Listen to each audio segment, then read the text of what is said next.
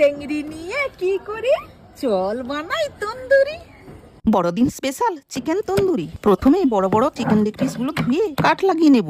এবার ওতে নুন, লেবুর রস, রসুন বাটা এবং আদা বাটা দিয়ে ম্যারিনেট করে রেখে দেবো 1 ঘন্টা।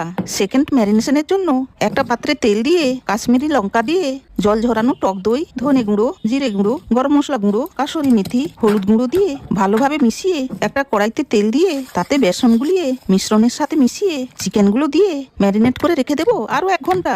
এবার একটা কড়াইতে তেল দিয়ে চিকেন গুলো দিয়ে মাঝারি আঁচে ততক্ষণ ভাজবো যতক্ষণ না চিকেন ভালোভাবে সেদ্ধ হয়ে যাচ্ছে। চিকেন সেদ্ধ হয়ে গেলে নামিয়ে গ্যাসের আগুনে 5 মিনিট ধরে ঝলসে নেবো বা পুড়িয়ে নেব। তার মাঝে মাঝে চিকেনে বাটার গুলিয়ে দেবো। তারপর একটা কয়লা পুড়িয়ে একটা বাটিতে রেখে তার মধ্যে তেল বা বাটার দিয়ে চিকেন তন্দুরিতে স্মোকি ফ্লেভারটা নিয়ে আসবো। তারপর ধনেপাতার চাটনিতে গরম গরম পরিবেশন করব বড়দিন স্পেশাল চিকেন তন্দুরি।